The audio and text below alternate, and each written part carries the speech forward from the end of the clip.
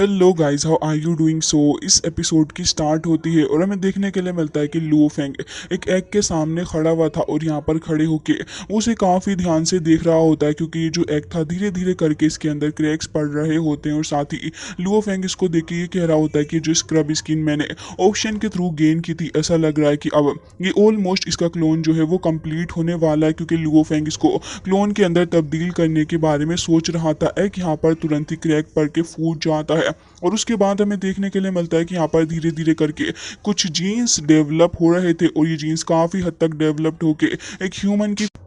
एक किसी क्लोन का रूप भी ले रहे थे। लुओ फेंग इसे काफ़ी ज़्यादा ध्यान से देख रहा होता है, क्योंकि इस प्रोसेस के अंदर जीन काफ़ी तेज़ी के साथ में डेवलप्ड हो रहे थे। और हमें देखने के लिए मिलता है कि यहाँ पर धीरे धीरे करके पूरी बॉडी डेवलप्ड हो जाती है और यहाँ पर पूरे तरीके से क्लोन कंप्लीट हो गया था। जिसके बाद हमें देखने के लिए मिलता है कि वो अब लुओ फेंग को देख रहा था और यहाँ पर लुओ फेंग इसे देखते हुए ये कह रहा होता है कि लाइफ एनर्जी के तौर पे स्क्रब जो है बहुत ही ज़्यादा पावरफुल है। वैसे इसकी कोई फिक्स शेप नहीं होती और हमें देखने के लिए मिलता है कि धीरे धीरे करके उसने अपने आप को उस फाइटर के तौर पे भी कन्वर्ट कर लिया था, जिससे कि आजकल लुओ फेंग की फाइट हो रही है। जिसके बाद हम देखते हैं कि लुओ फेंग बहुत ही ज़्यादा खुश नज़र आ रहा होता है और उसके बाद वो यहाँ पर गोल्डन हॉर्न बहमूद को भी देखने के लिए मिलता है। हालांकि इसके बाद यहाँ पर लुओ फेंग ये कह रहा था कि भले ही ऑल दो हमारा ये गोल्डन हॉर्न बीस्ट जो है वो इतने ज़्यादा हाई लेवल पे ना हो, लेकिन मुझे लग रहा है कि यहाँ पर अगर ये दोनों ही फाइट करेंगे तो दोनों के बीच में कॉस्मिक लेवल की फाइट हो सकती है, क्योंकि यहाँ पर ये जो स्पिरिट जो थी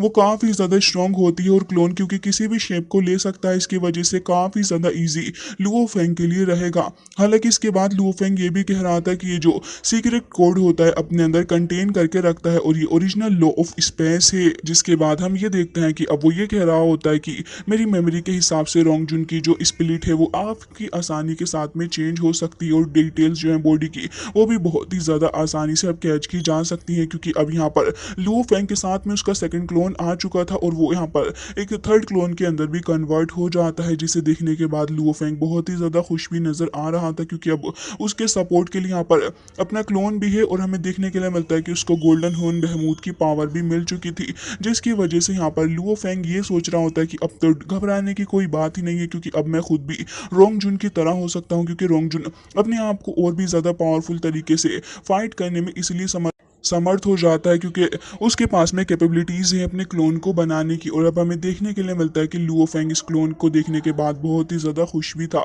हालांकि इसके बाद अब हमें देखने के लिए मिलता है कि दूसरी तरफ जो सीन था अब वो वापस से वहीं शिफ्ट हो जाता है, जहाँ पर लुओ फेंग उसी सीनियर के साथ में फाइट कर रहा था और सीनियर इस बार काफ़ी अग्रेसिवली आगे बढ़ रहा होता है लुओ फेंग के ऊपर अटैक करने के लिए। वो हवा में उछलते हुए लुओ फेंग के ऊपर अटैक कर रहा था, बट इस बार एक फॉर्चुनेट चीज़ ये होती है कि लुओ फेंग अब अपने क्लोन्स का भी सहारा ले रहा था और ये स्पिरिट क्लोन काफ़ी बुरे तरीके से लुओ फेंग के साथ में मिलकर अब अटैक कर रहे होते हैं उसी नीडल का इस्तेमाल करके। जिसे देखने के बाद तो यहाँ पर बबा तो ये कह रही थी कि ऐसा लग रहा है कि लुओ फेंग अब तुम्हारे हिट जो है वो पहले से ज़्यादा हार्ड हो गए हैं और साथ ही तुम्हारी पावर अब वो और भी ज़्यादा स्ट्रांग हो चुकी है, क्योंकि तुम यहाँ पर अब उसी स्पिरिट पावर का भी इस्तेमाल कर पा रहे हो, क्योंकि अब यहाँ पर तीन तीन क्लोन थे जिसके चलते अब यहाँ पर काफ़ी मुश्किल आने लग पड़ी होती है यहाँ पर इस बंदे को। और यहाँ पर काफ़ी खतरनाक तरीके से वो एक ही बार से तीनों को ही हिट करता है, बट अब यहाँ पे क्योंकि तीन तीन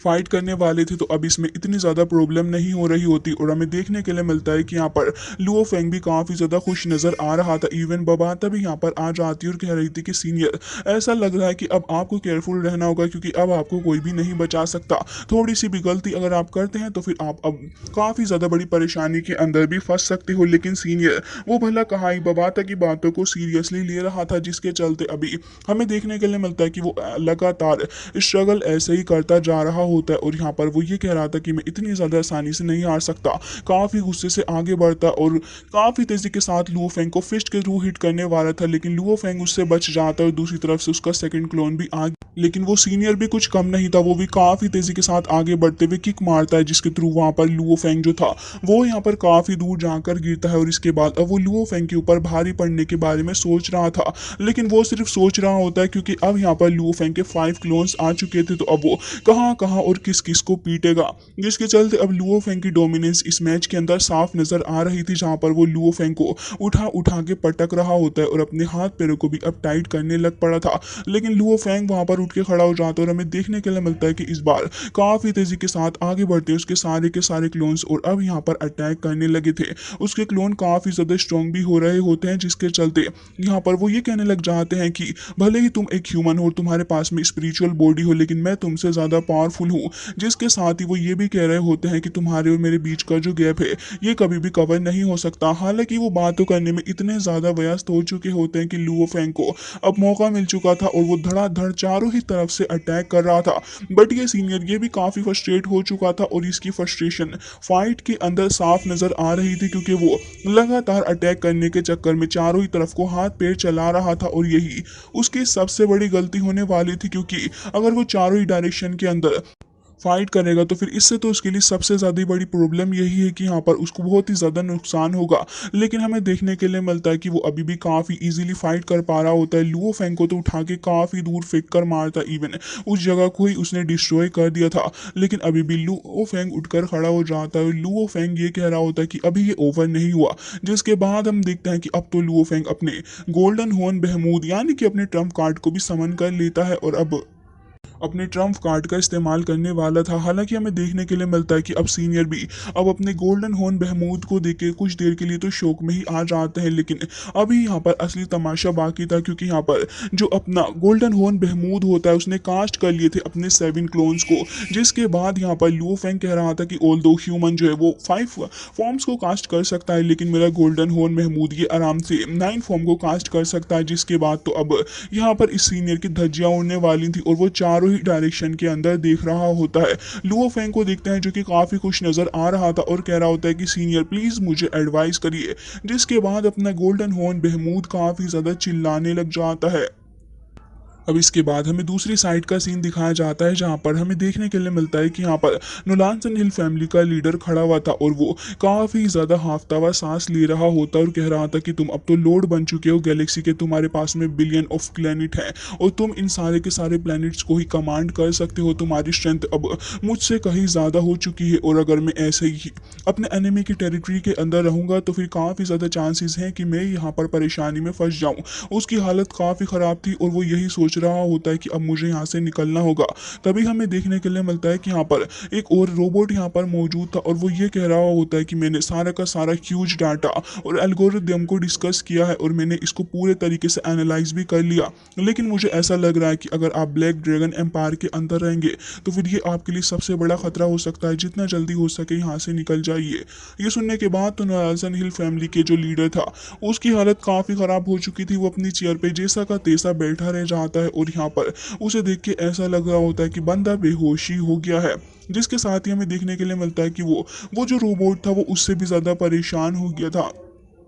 क्योंकि अल्टीमेटली तो वो एक रोबोट ही था और उसे कैसे पता था कि यहाँ पर इस सिचुएशन को हैंडल करना है। दूसरी तरफ नाइन्थ क्वीन को भी देखते हैं और वो अपने ग्रैंडपा के सामने आके कह रही होती है, ग्रैंडपा यहाँ पर बुसान के जो मेंबर है उन्होंने रिपोर्ट किया है हमारे बारे में, हर तरफ से अंधाधुन हमारे बारे में ये रिपोर्ट हो रही है कि हम लोगों को मार रहे हैं और हम क्राइम्स को कमिट करे जा रहे हैं और ये सारे के सारे क्राइम्स हमारे सर पे न जाने कौन मंड रहा है। जिसके चलते अब लुओ फेंग भी यहाँ पर गैलेक्सी का लॉर्ड बन गया है। हमें इन सारे लोगों को जवाब देना होगा, क्योंकि अगर हमने इसके जवाबदेही ना की तो फिर मुझे डर है कि यहाँ पर हमारे ऊपर काफी ज्यादा बड़ा दब्बा भी लग सकता है। तभी ग्रैंडपा उठ के खड़े हो गए थे और कह रहे थे कि हाँ तुमने बिल्कुल सही कहा और हमें अभी सारी सिचुएशन को फेस भी करना होगा, क्योंकि अगर हम लोग ऐसा नहीं कर पाते हैं तो फिर इससे हमारा ही नाम खराब होने वाला है। और वो ये भी कह रहे होते हैं कि लुओ फेंग तुम यहाँ पे सारे के सारी चीजों को अपने पास में चुरा कर रख रहे हो, मतलब कि एक तरीके से सारा इशू तुम अपने कंट्रोल में कर रहे हो। दूसरी तरफ हमें देखने के लिए मिलता है कि लुओ फेंग भी अब अपनी सारी पावर को इकट्ठा कर रहा होता है और अपने गोल्डन हॉर्न बहमूद को देखते हुए ये कह रहा था कि मेरा गोल्डन हॉर्न बहमूद जो है वो ऑलरेडी यूनिवर्स लेवल के 9th लेवल के ऊपर पहुंच चुका है और अब वो पहले से काफी ज्यादा पावरफुल भी हो गया है। फिर लुओ फेंग ये कहने लग जाता है कि जो मेरी वाइन है वो भी 6 लेवल पे पहुंच गई है यूनिवर्स के, जिसे देखने के बाद लुओ फेंग काफी खुश भी हो रहा था और कह रहा था कि मेरा ह्यूमन बॉडी क्लोन भी अब 9th लेवल पे पहुंच गया, वो भी स्टार लेवल के। अब लुओ फेंग के पास में काफी सारा सपोर्ट था, जिसके चलते लुओ फेंग ये कह रहा होता कि अब मैं वॉर के लिए तैयार हूँ। जिसके साथ ही हमें सीन काफ़ी ज़्यादा शानदार तरीके से दिखाया जाता है। हालाँकि इसके बाद अब वो वक़्त आ चुका था कि लुओ फेंग अपनी पूरी फैमिली एंड सारे लोगों को छोड़ के इस वॉर के अंदर पार्टिसिपेट करने के लिए जाए, क्योंकि अब इसका सेकंड राउंड स्टार्ट होगा, जो कि अब इन 1000 लोगों के बीच में होने वाला है। लुओ फेंग थोड़ा सोच रहा था और ये कह रहा होता है कि बिलियंस ऑफ लोगों के अंदर, यानी कि जिन्होंने भी पार्टिसिपेट किया था, उनमें से सिर्फ 1000 फाइनलिस्ट को चुना गया है। ये वाकई ईजी नहीं। जिसके साथ ही हमें देखने के लिए मिलता है कि लुओ फेंग अब अपनी फैमिली की तरफ को पलट कर देखता है, जहाँ पर उसकी पूरी की पूरी फैमिली खड़ी थी। उसके गार्ड्स भी वहाँ पर मौजूद होते हैं और उसके बच्चे दोनों वहाँ पर उछल कूद कर रहे थे। जहाँ पर लुओ फेंग का एक बच्चा काफ़ी ज़्यादा शरारती है, लेकिन दूसरा थोड़े शांत स्वभाव का ही है। लुओ फेंग की वाइफ शूशिन भी उसे देखकर उसे सपोर्ट कर रही थी और साथ ही यहाँ पर लुओ फेंग ऊपर स्काई की तरफ देखते हुए ये कह रहा होता है कि ब्रदर होंग तो अपने कल्टीवेशन पाथ को चूज करके उसके ऊपर चल रहे हैं और अब वक्त आ चुका है कि मैं भी यहाँ पर जाऊं। जिसके साथ ही लुओ फेंग को देखते हैं, जो कि अब अपने नेक्स्ट कंपटीशन के लिए वहां से चला गया था और अब सीन वापस से शिफ्ट हो जाता है उसी जीनियस बैटल के अंदर, जहां पर हमें देखने के लिए मिलता है कि अब वो 1000 पार्टिसिपेंट्स जो थे वो धीरे धीरे करके इस जगह पर एंटर कर रहे होते हैं और हमें पता चलता है कि इन 1001 पार्टिसिपेंट्स ये जो जीनियस हैं ये सारे के सारे अलग अलग जगह से गैदर हुए हैं सिर्फ एक जगह पर। इसके अलावा हमें देखने के लिए मिलता है कि यहाँ पर काफ़ी ज़्यादा शानदार तरीके से इन पार्टिसिपेंट्स को दिखाया जाता है, जहाँ पर सभी लोग अपनी अपनी तेज़ी के साथ आगे बढ़ रहे थे। तभी लुओ फेंग कह रहा होता है कि अब जो यहाँ पर मेरे सामने कॉम्पिटिटर्स होंगे वो सारे के सारे टॉप टैलेंट्स हैं और मुझे इनके अगेंस्ट में फाइट करनी है। तभी लुओ फेंग देखता है कि यहाँ पर फेंग भी आ चुकी है और लुओ फेंग उसकी तरफ को ही देख रहा था। साथ ही यहाँ पर रोंगजुन भी आ जाता है, लुओ फेंग की तरफ को इशारा करता है, तो फिर काफ़ी तेज़ी के साथ दोनों आगे की तरफ को बढ़ जाते हैं। ये दोनों तुरंत ही उस एरिया के ऊपर लैंड करते हैं और फिर धीरे धीरे करके बाकी सारे पार्टिसिपेंट्स को भी देख रहे थे, जो कि अपने अपने हिसाब से आ चुके थे और सभी बातें कर रहे होते हैं अदर पार्टिसिपेंट्स के बारे में। स्पेशली वो ये बात कर रहे थे कि उनके सामने जो मेन खतरा आएगा उसे कैसे हैंडल करना है। यहाँ पर फैंग काफ़ी ज़्यादा एक्साइटेड हमें नज़र आ रही थी और हमें देखने के लिए मिलता है कि सारे लोगों की नज़रें एक बंदे के ऊपर होती हैं और ये बंदा एक यूनिवर्स का बहुत ही ज़्यादा पावरफुल वॉरियर था, जिसे देखने के बाद तो लुओ फेंग भी ये कह रहा होता है कि ये तो बहुत ही ज़्यादा खतरनाक जीनियस है और इसका नाम ब्रांड है। जिसके साथ ही रोंगजुन को देखता है, रोंगजुन भी इसी को देख रहा होता है और सारे के सारे लोगों की नज़रें इस ब्रांड नाम के वॉरियर के ऊपर थी। इसका तो एक अलग ही लेवल का जलवा होता है, क्योंकि सारे के सारे लोग जैसे ही उसने एंट्री मारी सब उसे ही देख रहे थे, जिससे कि कहानी का असली हीरो वही हो। इसके अलावा हमें देखने के लिए मिलता है कि उसके साथ में एक लेडी और थी और उसका नाम ऊका होता है। वैसे इसके साथ में आईवी थी, लेकिन यहाँ पर अब वो ये पूछने लग जाती है कि वैसे कैसा लगता है सेंटर ऑफ अट्रैक्शन बन के, क्योंकि सारे ही लोग तुम्हें देख रहे हैं। जिसके बाद हमें देखने के लिए मिलता है कि यहाँ पर वो ज़्यादा कुछ खास रिएक्शन नहीं करता। अब यहाँ पर हमें देखने के लिए मिलता है कि सभी लोग यही सोच रहे थे कि भाई आखिर ये बंदा है क्या चीज़ है, लेकिन तभी हमें पता चलता है कि जो लेडी उससे बात कर रही थी ये एक प्रिंसेस है मान का नाम के एक स्टार प्लैनेट की और यहाँ पर बहुत ही ज़्यादा टैलेंटेड भी है। इसके अलावा जो इसकी पर्सनैलिटी है वो बहुत ही ज़्यादा जेनरस है और काफ़ी ज़्यादा हार्ड वर्किंग भी है। जिसके बाद रोंगजुन लुओ फेंग से कहता है कि बेटा जी, लेकिन असली जो बंदा है वो वहाँ साइड में खड़ा हुआ है और हमें बताया जाता है कि यहाँ पर गैलेक्सी नाम का ये बंदा जो है वो बहुत ही ज़्यादा पावरफुल है और ये बहुत ही ज़्यादा खतरनाक तरीके से अपने ओपोनेंट को मारता है और एक ही बार में उसको ख़त्म भी कर देता है। ये सुनने के बाद तो लुओ फेंग लंबी लंबी सांसें ले रहा होता है, क्योंकि उसके लिए ये एक बड़ी चीज़ थी। जिसके बाद हमें देखने के लिए मिलता है कि यहाँ पर एक और लड़की आ चुकी थी। ये भी एक काफ़ी ज़्यादा पावरफुल क्लैन से आई हुई होती है और ये जो लड़की है ये मोनरो क्लैन से आई चैन इसका नाम है। जिसके साथ ही रोंगजुन इसके बारे में भी बता रहा था, तभी लुओ फेंग कहता है कि हाँ, इसके बारे में तो मैं जानता हूँ। जिसके साथ ही यहाँ पर हमें देखने के लिए मिलता है कि फैंग काफ़ी ज़्यादा मुंह बना के साइड में खड़ी हुई थी और साथ ही हमें एक और वॉरियर देखने के लिए मिलता है जो कि कुछ वियर्ड तरीके से ही चल रहा था, जैसे कि उसका सूट उसको थोड़ा टाइट आ रहा हो। हालांकि इसके बाद हमें देखने के लिए मिलता है कि इस कंपटीशन के होस्ट भी अब इस जगह पर आने वाले थे और जैसे ही वो यहाँ पर अपीयर होते हैं तो हमें देखने के लिए मिलता है कि कुछ शानदार तरीके से एंट्री मारते हैं भाई साहब।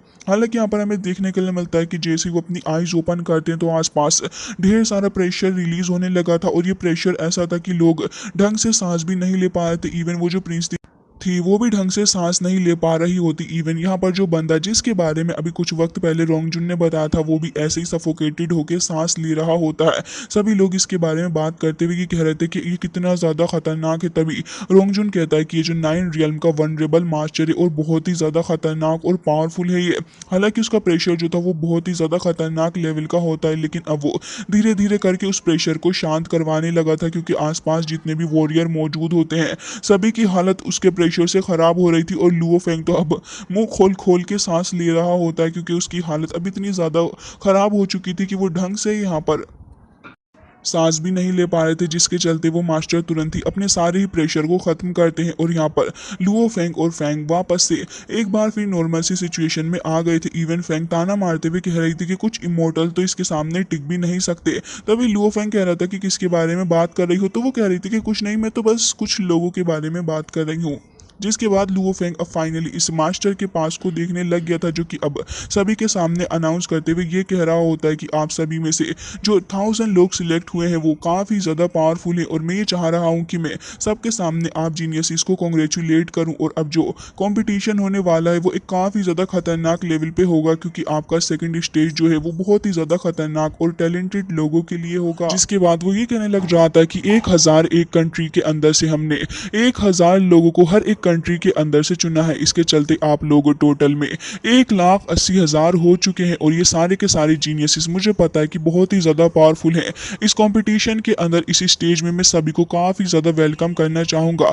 लेकिन मैं अभी आप सभी को एक और बात बताना चाहूँगा कि अगर आपने इस काफ़ी ज़्यादा अच्छे से परफॉर्म किया और जीत को हासिल कर लिया, तो फिर हम आपको एक बहुत ही बड़ा इनाम देने वाले हैं। वो ये भी बता रहा होता है कि यहाँ पर मैं ये चाह रहा हूँ कि आप सभी जीनियस हैं और बहुत ही ज़्यादा पावरफुल हैं, लेकिन मैं अब आपको ये शॉकिंग न्यूज़ देना चाहूँगा कि आप हर एक 1000 बंदे के अंदर से हमने एक बंदे को चुना है। तो फिर टोटली हमने आप में से कुछ को एलिमिनेट कर दिया है, और अब आप में से कुछ ही ट्रायल के अंदर जाएंगे। ये जो ट्रायल होगा इसके अंदर 60 ट्रायल रहेंगे और 7 ही फ्लोर्स होंगे, जिनको कंप्लीट करते हुए आपको आगे जाना है। आपके सामने ढेर सारे एनिमीज़ भी होंगे। जितना ज़्यादा आप इस कंपटीशन के अंदर आगे जाते जाएंगे उतना ही ज़्यादा आपके लेवल्स यानी कि आपके पॉइंट्स बढ़ेंगे। वो ये भी बता रहे होते हैं कि डेथ टावर के अंदर आपको बहुत ही ज़्यादा ध्यान से काम करना होगा, और आगे जाके और भी ज़्यादा पावरफुल ट्रायल आपके सामने होंगे, जिसके अंदर आपको टावर्स को पूरे तरीके से कंप्लीट करते हुए लगातार आगे की तरफ को बढ़ते जाना है। लेकिन अब आपको बहुत ही ज़्यादा केयरफुल भी रहना होगा।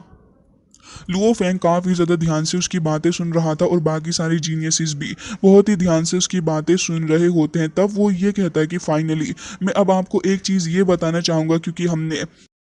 सिलेक्टेड लोगों में से हमने वापस से री सिलेक्शन किया है, जिसके चलते अब मैं आपको ये बताना चाहता हूँ कि आप सभी में से 7300 लोगों को वापस से री सिलेक्ट किया गया है। तो मतलब अब आपको आगे जाके फाइट करनी है। जिसके साथ ही जब वो ये बात बता रहा होता है तो सारे ही लोग बहुत ही ज़्यादा क्यूरियोसिटी से भर जाते हैं कि आखिर अब ये आगे क्या कहने वाला है। इवन हमें देखने के लिए मिलता है कि बड़े बड़े फाइटर्स भी अब उसकी बात को काफ़ी ध्यान से सुन रहे थे, क्योंकि अब वो आगे ये कह देता है कि बचे हुए जितने भी लोग हैं उन सभी को एलिमिनेट कर दिया गया है। ये सुनने के बाद तो सारे लोग बहुत ही ज़्यादा हैरान हो जाते हैं, और कुछ को तो बहुत ही गुस्सा आता है। आधे से ज़्यादा लोग अपने पैर पटकने लगे थे, लेकिन अब वो यूनिवर्स के इस लॉर्ड के सामने क्या ही कह सकते होते हैं। वो तो वहाँ से अपना सारा का सारा बयान सुना के भाग गया था, और यहाँ पर सारे के सारे लोग अपना सर पटक रहे होते हैं, क्योंकि सभी को इस बात की उम्मीद नहीं थी कि ऐसा भी कुछ होगा। जिसके बाद हमें देखने के लिए मिलता है कि इन लोगों का ही जीनियस का जो कंपटीशन होने वाला था उसका सेकंड राउंड स्टार्ट हो जाता है, और हमें देखने के लिए मिलता है कि अपना लुओ फेंग उसे सक्सेसफुली सिलेक्ट कर लिया गया था। और यहाँ पर जो फर्स्ट ट्रायल होने वाला था वो एक टार के अंदर था, और यहाँ पर ब्लड मेहमत आने वाले थे। ये जो मेहमत होते हैं वो 10,000 थे टोटल संख्या के अंदर, और अब इन सभी को लुओ फेंग को ख़त्म करना था। जिसके बाद हमें देखने के लिए मिलता है कि जो मेहमत होते हैं वो तो लुओ फेंग को देख के कुछ ज़्यादा ही पगला जाते हैं और लुओ फेंग की तरफ को आगे बढ़ रहे थे। तभी लुओ फेंग इनको देख के ये कह रहा होता है कि ऐसा लग रहा है कि मैं वापस से अपने इलाइट ट्रेनिंग कैंप के अंदर आ गया हूँ। वैसे तो इसी ट्रेनिंग कैंप के अंदर मैं अपने बिग ब्रदर यानी कि ब्रदर होंग से मिला था, जो कि वहाँ पर काफ़ी ब्रदर काफ़ी खतरनाक ट्रेनिंग उस जगह पर कर रहे थे और जब मेरी उनसे मुलाकात हुई तब उन्होंने मुझे काफ़ी कुछ सिखाया, जिसके बाद हमें देखने के लिए मिलता है कि ब्लड मेमथ आगे आ रहे थे तो फिर लुओ फेंग काफ़ी तेज़ी के साथ अपनी आर्मामेंट को निकाल लेता है, क्योंकि लुओ फेंग इस मैच को ज़्यादा आगे तक नहीं खींचना चाहता था। वो जल्द से जल्द इसको ख़त्म करके अपने सेकंड राउंड के अंदर जा रहा होता है और हमें देखने के लिए मिलता है कि लुओ फेंग इतनी तेज़ी के साथ परफॉर्म कर रहा था कि सक्सेसफुली वो अपने सेकंड फ्लोर पर भी पहुंच जाता है, जिसके बाद वो अपने थर्ड फ्लोर को भी क्लियर करता है और यहाँ पर काफ़ी दमदार तरीके से फाइट कर रहा होता है। अपने सामने आने वाले हर एक अड़चन को वो काफ़ी अच्छे से हैंडल कर रहा था और लुओ फेंग को देखकर ये लग रहा होता है कि लुओ फेंग पूरे ही जोश के अंदर है और उसका जोश एकदम ही हाई हो चुका है, जिसके साथ ही हमें देखने के लिए मिलता है कि लुओ फेंग काफ़ी ज़्यादा चिल्ला भी रहा था, क्योंकि अब तो उसका फाइटिंग मोड ओपन हो चुका था। और हमें देखने के लिए मिलता है कि स्क्रीन के ऊपर और भी बाकी सारे वॉरियर्स हमें दिखाए जाते हैं, जहाँ पर बाकी सारे वॉरियर्स जो थे वो भी काफ़ी शानदार तरीके से फाइट कर रहे थे। लगातार स्क्रीन के ऊपर उन सभी लोगों के नाम आते जा रहे होते हैं। साथ ही आई चैन को भी देखते हैं। आई चैन देखने में वैसे तो एक क्यूट सी लड़की ही है, बट इसकी फाइटिंग स्किल्स देखने के बाद पता चलता है कि असल में लड़की के अंदर काफ़ी दम है और ये इतनी आसानी से अपने सामने आने वाले ओपोनेंट को छोड़ने भी नहीं वाली। रोंगजुन को भी देखते हैं, जो कि अपने सामने खड़े हुए सारे ही ओपोनेंट को लगातार धो रहा होता है और वो उन्हें सांस लेने का मौका भी नहीं दे रहा था। इसके अलावा वो एक और वॉरियर जो कि कुछ अजीब ही तरीके से चलता है, क्योंकि उसका सूट थोड़ा टाइट है, इसी के चलते वो भी यहाँ पर अपने सारे ही ओपोनेंट्स को काफ़ी आराम से हरा दे रहा होता है। और हमें देखने के लिए मिलता है कि सारे के सारे लोग धड़ाधड़ अपने ओपोनेंट्स को मारे जा रहे होते हैं, जिसके साथ ही हमें देखने के लिए मिलता है कि वो लड़की ऊका उर्फ ऊकी था, वो यहाँ पे काफ़ी अच्छे से फाइट कर रही होती है और लुओ फेंग को देखता है, जो कि अपने सामने आने वाले ओपोनेंट्स को धड़ाधड़ पीटे जा रहा था। एंड गाइस, इसी के साथ आज का ये एपिसोड हो जाता है एंड आई रियली होप कि आपको पसंद आया होगा। मैं मिलती हूँ आपसे नेक्स्ट वीडियो में, तब तक के लिए bye bye, take care of yourself.